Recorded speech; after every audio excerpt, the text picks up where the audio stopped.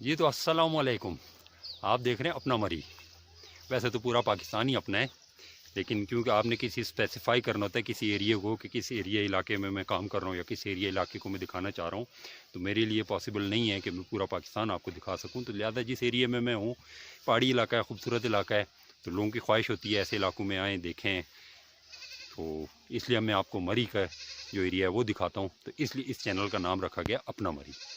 तो अपना मरी में अपनी निर्गोल, आज अपनी निर्गोल को देखते हैं। मैंने आपको अपने गांव का जो व्यू है तो वो एक जगह से दिखाया था, और अभी थोड़ा सा मैं कैमरा जो है वो घुमा के आपको दिखाता हूँ। ये जो पार सामने एरिया है ये मदीना टाउन का एरिया है, जिसको पुराना नाम टारियाँ कहते थे, वो एरिया है। वहाँ से जो मेरा, क्योंकि रूट वो है, उस रूट से मैंने आपको इस गांव का व्यू दिखाया था। अब इस दफ़ा इस वक्त मैं दूसरी साइड पे आया हूँ, और आज इस तरफ देखते हैं कि इस तरफ क्या कुछ है और यहाँ से क्या नज़ारा है। थोड़ा सा कैमरे के साथ आपको दिखाता हूँ। जो आपको मैंने कुछ दिन पहले एक स्टोरी भी सुनाई है, स्टोरी ऑफ केव की।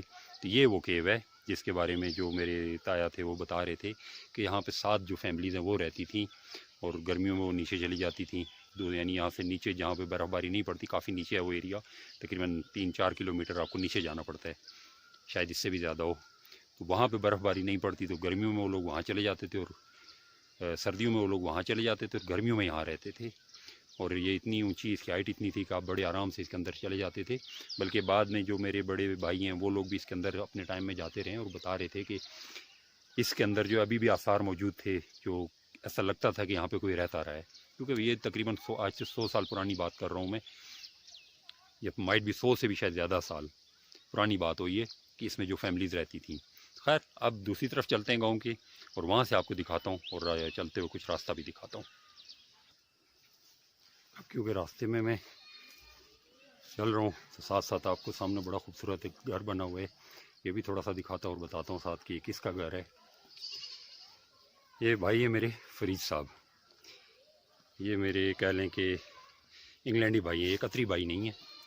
कतरी ख़त पाकिस्तान में बहुत मशहूर हो गया है, क्योंकि सारी बेस ही कतरी ख़त ने बनाई थी, एक फैमिली की, पॉलिटिकल फैमिली की। ये एक कतरी भाई नहीं है, ये इंग्लैंडी भाई हैं। ये उनका घर है, बड़ा खूबसूरत घर बनाया है माशाल्लाह, अल्लाह मुबारक करे। लॉन ज़बरदस्त बना हुआ है। ये अभी मैं इस रास्ते से ऊपर चढ़ रहा हूँ। गाँव नेरगोल जो है थोड़ा सा मुश्किल एरिया है। उसकी वजह ये है कि स्कैटर्ड आबादी है, फैली हुई आबादी, मुख्तलिफ पार्ट्स में, हिस्सों में जाके आबादी जो है वो लोग आबाद हुए हुए हैं, उसकी वजह से। और छोटी छोटी सी एक होता है जिसको आप लोग समझते होंगे, वैली जिसको कहते हैं, या वादी जिसको कहते हैं, यानी दोनों तरफ पहाड़ है और बीच में कोई आबादी है, कोई जगह है। ये वैसी जगह नहीं है। यहाँ पे थोड़ा सा एरिया, फिर पहाड़ आ जाएगा, फिर थोड़ा सा, ये छोटी छोटी वादियाँ हैं। उन छोटी छोटी वादियों की वजह से आप हमें ऊपर चढ़ते हो मुख्तलिफ जगहों से। पहले हम लोग जब इस एरिया इलाके से ऊपर चढ़ते थे तो सामने का बड़ा खूबसूरत व्यू होता था, नज़र आता था आपको दूर तक। अब वो चीज़ नहीं है। अब दरख्त, यहाँ से अगर मैं आपको सामने की तरफ दिखाऊं, कुछ भी नज़र नहीं आ रहा। ठीक है, दरख्तों का एक अपना व्यू है, उसकी वजह से खूबसूरत नज़र आ रहा है ये, लेकिन ये दरख्त जो हैं वो अब बड़े हो गए हैं, उसकी वजह से आपको वो जो व्यू बनता था उसको वो कवर कर गए। दूसरा, पहाड़ी इलाके में या दरख्तों का, खैर बहुत से लोग जानते होंगे ये चीज़, कि दरख्तों की जो शाख तराशी होती है वो बड़ी ज़रूरी होती है। हम लोग क्योंकि इन एरिया इलाकों से निकल गए, शहरों में जाके आबाद हो गए, तो इसलिए अब वो शाख तराशी उस तरह से दरख्तों की नहीं करते। अब शाख तराशी ना होने का नुकसान क्या होता है? ये जितने भी दरख्त हैं मेरे सामने, इनका आप नीचे से देखें, अगर जहाँ से बेस की तरफ से दरख्त शुरू हो रहे हैं तो उनकी बहुत सारी आपको टहनियाँ कटी हुई नज़र आ रही हैं। ये होती है शाख तराशी। उसकी वजह से दरख्त जो है ऊपर की तरफ ज़्यादा तेज़ी से जाता है, ग्रोथ अच्छी होती है उसकी। मीन्स अगर आप शाख तराशी नहीं करेंगे, उसकी टहनियाँ होंगी, उसकी शाखें होंगी, तो वो फिर दरख्त उतनी तेज़ी से ग्रो नहीं करेगा। ये शाख तराशी इसलिए इन एरिया इलाकों में दरख्तों की ज़रूरी होती है। वैसे तो अब हमारा विजन है, हमारे प्राइम मिनिस्टर का नहीं, ये हमारा विजन है, ग्रीन पाकिस्तान। अब ये मैं टॉप के ऊपर पहुंच आया हूँ, लेकिन यहाँ से भी जो है वो व्यू उस तरह से क्लियर नहीं है, क्योंकि अगेन वही चीज़, तरफ बीच में आ रहे हैं, बीच का कोई जो पोर्शन है वो थोड़ा सा नज़र आ रहा है, फिर ऊपर पार जो टॉप टॉप ऑफ द हिल जो बिल्डिंग नज़र आ रही हैं, जो घर नज़र आ रहे हैं, वो पाकिस्तान आर्मी की आर्मी का एरिया है। खैर यहाँ से पीछे की तरफ आपको दिखाता हूँ। ये जिस जगह पर मैं अभी खड़ा हूँ इसको इनकारी कहते हैं, यानी इस एरिया इलाके का गांव निरगोल के अंदर एक एरिया है जिसको इनकारी कहते हैं। बाहर सामने जो इन घरों के ऊपर से बिल्डिंग आपको नज़र आ रही हैं, ये कश्मीरी बाज़ार जो है बूरबन रोड के ऊपर, उसकी बैक साइड है डन्ना। अगर इसी तरह इस तरफ पीछे फिरते जाएं तो मुझे बिल्कुल नज़र आ रहा है, मैं भी आपको भी दिखाता हूँ। सामने नीचे ये दरख्त के नीचे से दिखाऊंगा, ये पार जो रोड आपको नज़र आ रही है, मैं थोड़ा सा इसको कोशिश करता हूँ फोकस करवाने की। ये जो बीच में एक सड़क के ऊपर वाली साइड पे एक बिल्डिंग नज़र आ रही है, स्कूल है। और ये अलियोट से पार पोठे का एरिया है, बिल्कुल पोठे का एरिया है ये। और ये स्कूल है, ये गवर्नमेंट स्कूल है, बड़ा पुराना स्कूल है। हमारे वालिदैन भी इसी स्कूल के पढ़े हुए हैं, बल्कि शायद उससे भी पहले लोग जो हैं इसी स्कूल से पढ़ते रहे। बहुत पुराना स्कूल है ये। और ये अलियोट का एरिया पार पोठा है, फिर सियाना है, और ये वो एरिया आपको नज़र आ रहा होगा यहाँ से। इस तरफ ये पार डन्ना का एरिया आ जाता है, डन्ना यानी न्यू मरी के साथ साथ जो एरिया है ये वो एरिया आ जाता है, केरी गांव से पार का जो एरिया है। ये रोड जो नीचे उतर रही है ये हमारी यूनियन काउंसिल के अंदर से पूरी फिरती हुई नीचे शेर बगला बाज़ार में जाके निकलती है। इसी तरह से अमजद साहब का घर, अमजद गफ्फार, ये उनका घर है। टॉप पे आया हूँ मैं, टॉप के ऊपर है ये घर बिल्कुल।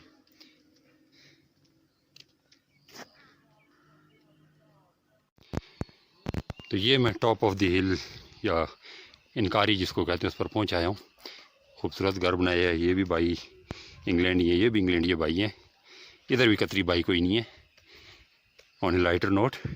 और वसीर भाई इंग्लैंड होते हैं, ये उनका घर, अच्छा घर बनाया, खूबसूरत घर बनाया, अल्लाह मुबारक करे, आबाद करे इन्हें।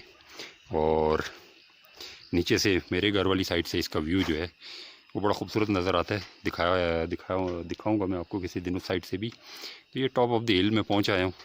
इसी पे अगर मैं आगे चलता जाऊँ इसी रोड के ऊपर तो आगे हमारे गांव का जो एक वाहिद मदरसा हमारे गांव में वो आता है। तो ये एक पॉइंट है जो वसीर भाई के बिल्कुल घर के सामने है। यहाँ से नीचे की तरफ जो व्यू है वो खुलता है। अपना घर भी थोड़ा सा मुझे नज़र आ रहा है, लेकिन सामने रोड ये जो दरख्त के साथ से नज़र आ रही है, सामने पार मदीना टाउन, नीचे जो एरिया है, जो नीचे एक स्ट्रक्चर बना हुआ है, ये मस्जिद है। असगर साहब इसके बनाने वाले हैं, उनका इनिशिएटिव है ये। बाकी लोगों ने उनकी मदद की, इमदाद की, सब लोगों ने कंट्रीब्यूट किया इसके अंदर, लेकिन एक बंदे का इनिशिएटिव था, यहाँ तक लेके आए। कमर अब्बासी उस भाई हैं, उनका इनिशिएटिव था। तो ये जो एरिया है जिसमें मस्जिद बन रही है, जो स्ट्रक्चर जो खड़ा है, ये पज्जा है। इस एरिया को हम पज्जा कहते हैं। मुख्तलिफ एरिया हैं जिनके नाम हैं, जिससे आप आइडेंटिफाई करते हैं कि निरगोल में किस जगह पर हैं आप। ये मज़ीद ऊपर चढ़ते हुए यहाँ से नीचे की तरफ जो व्यू बनता है, वसीर भाई के घर की वजह से जो है वो माहौल बड़ा खूबसूरत हो गया है यहाँ का।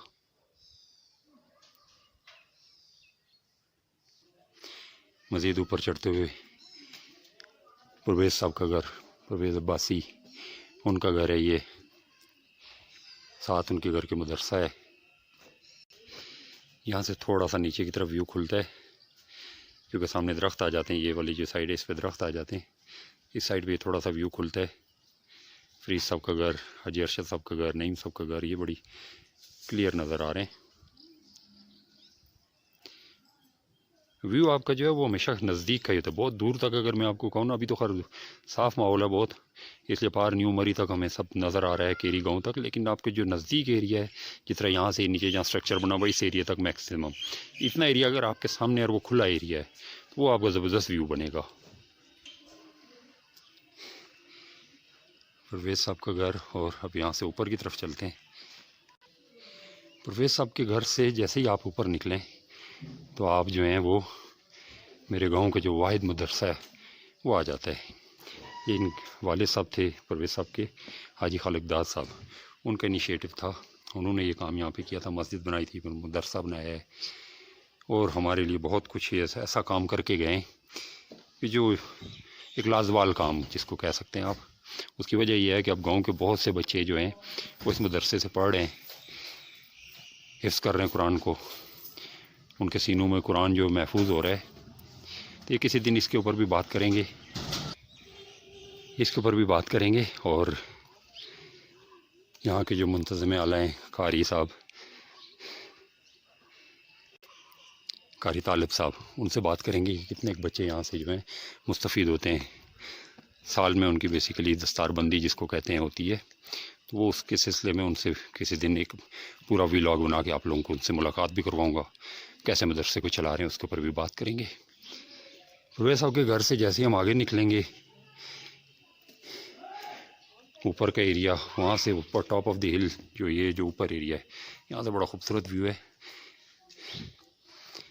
मेजर साहब के घर से, मेजर सरवर साहब के घर से बड़ा खूबसूरत व्यू है इस जगह का। अब ये जो है ये इस साइड से व्यू है, यहाँ से एरिया थोड़ा सा खुल जाता है।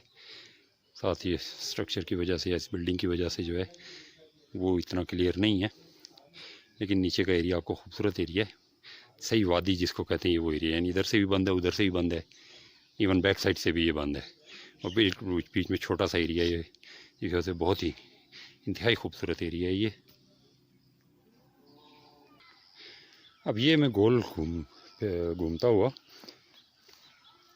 जो केव ऑफ नेरगोल है, ये बिल्कुल जो दरख्त हैं जो नीचे लगे, इनकी बेस जो नीचे है ये उसके ऊपर है, टॉप ऑफ केव, ये जो दरख्त हैं ये हैं, उसके ऊपर आ गया हूँ वापस। यानी जब मैंने अपना व्लॉग शुरू किया था तो वो नीचे जो खाली जगह नज़र आ रही है, मैं वहाँ तकरीबन उस एरिए में था।